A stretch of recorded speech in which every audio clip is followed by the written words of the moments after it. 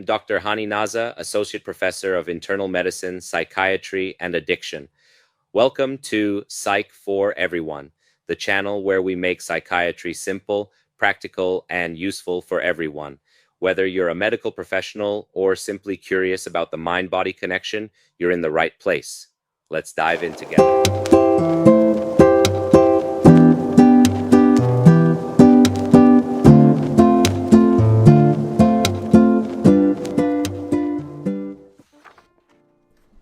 So welcome to the channel here, and we're going to talk about Mahler separation and individuation theory.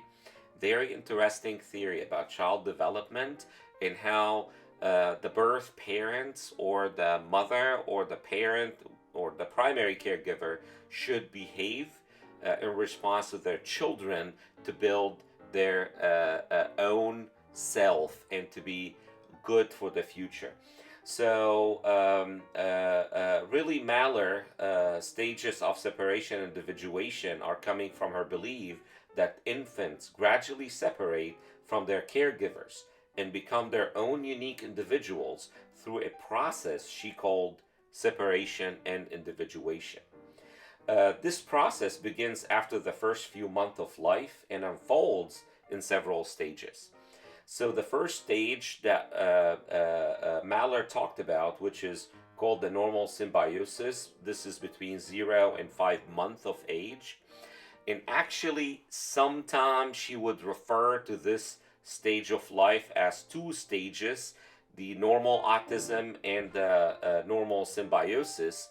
The normal autism is, don't confuse that with the autistic spectrum disorder. This is just when the newborn does not see themselves different from their surrounding.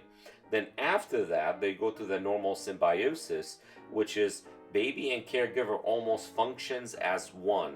And actually, the baby does not see themselves different from their mothers or primary caregivers.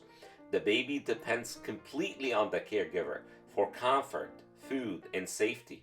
This closeness builds the foundation of trust, absolutely important for the future development and the build of their personality and identity. The second stage that Mahler talked about is the differentiation stage, and this is between 5 and 10 months of age.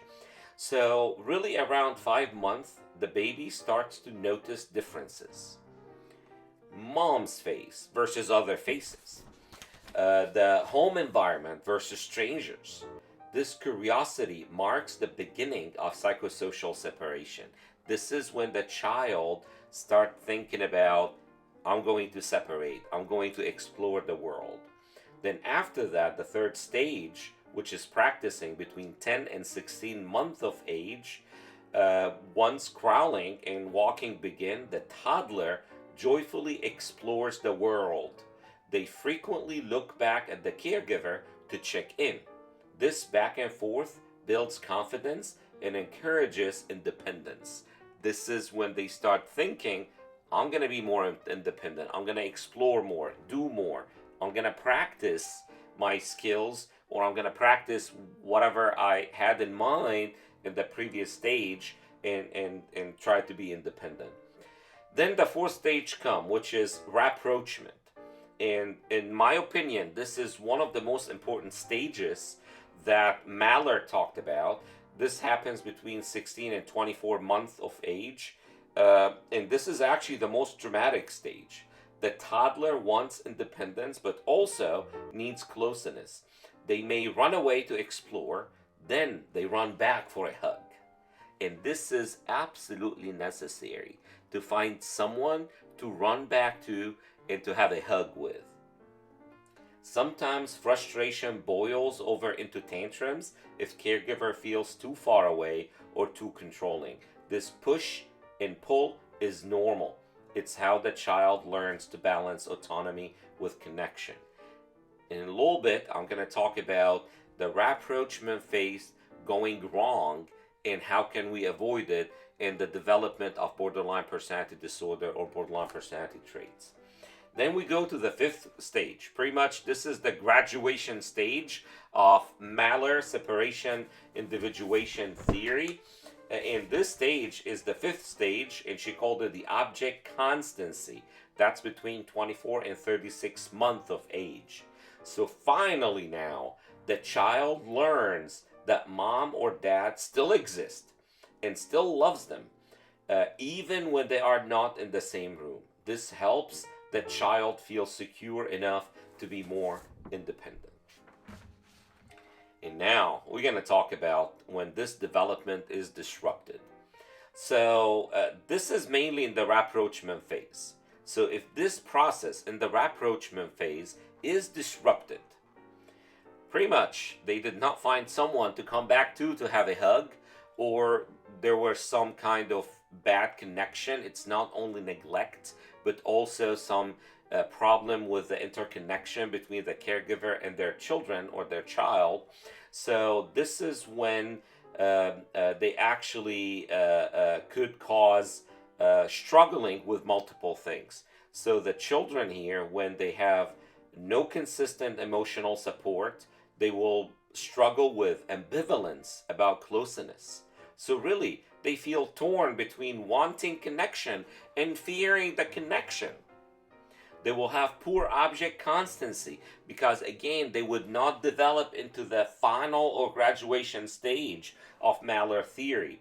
They will have difficulty holding on to a position or positive image of a loved one when angry or disappointed. That will lead to splitting. When I say splitting, this is when this is where someone is seen as all good or all bad. This is actually one of the defense mechanisms that we see in patients with borderline personality disorder or borderline traits. So really, developing this kind of borderline traits or borderline personality disorder is deep into the development of the childhood and the separation from the mother. So really, the way I see it in patient with borderline personality traits or borderline personality disorder, it's a cry for help. They really needed someone to hug, and they couldn't find that person. Then they struggle with affective dysregulation. So intense mood swings, tantrums, rage when they feel abandoned, because they know they could be abandoned and they know there's not enough good feeling. Also, they struggle with chronic fear of abandonment. This is a painful tension between craving closeness and fearing loss, and that's why they may fail in finding relationships in the futures. So these patterns can show up later as traits of borderline personality disorder with unstable relationships, fear of rejection, and emotional storm. So really, looking at this theory, now we're going to talk about how to advise parents and caregivers how to avoid these problems, and how to develop better care of their children. So, and this is actually a good news because really parents can do a lot to support healthy development during this stage. So, some simple but powerful steps for all parents and caregivers. Be consistently present. Respond predictably to your child's need and provide a safe emotional base. Balance closeness with independence. So encourage exploration, but be ready with comfort when they return. Be ready to give them a hug. Mental or a physical hug. Validate big feelings. Name your child emotions. Like, I see you're mad because playtime ended. To teach them feelings are okay. It is okay to feel angry. It is okay to feel anxious. It is okay to feel a little sad because the playtime is done. But if we don't give explanation, that's going to be a big problem. Model healthy boundaries. Show that leaving and returning is safe, so they learn object constancy. Stay calm and consistent.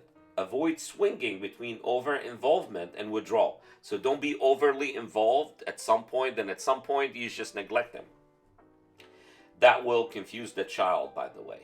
Encourage problem solving. Let them try. fail, and try again, building a stable sense of self. And make sure that you're there for them. Don't criticize them. Make sure you tell them this is wrong, what went wrong, and what we need to do next. And always be what another theorists say, a good enough mother, which is very important for your child development. And make sure you seek support if needed. If you're struggling as a parent, or if your patient's parents are struggling, make sure you tell them that parenting is challenging. You have to get help, and this is a sign of strength, not weakness. So when parents do these things, they help children grow into adults who trust others, regulate emotions, and feel secure. Powerful protection against future emotional struggle. So Mahler stages give us a beautiful roadmap for understanding early emotional development.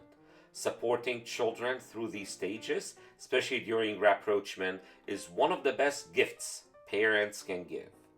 It lays the foundation for a healthy sense of self and stability, loving relationships later in life.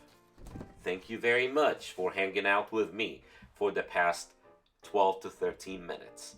If you like the content of this video, please make sure you hit like, subscribe to the channel so you can get all new videos. Thank you very much. You have a great day, and we're all together for a better future.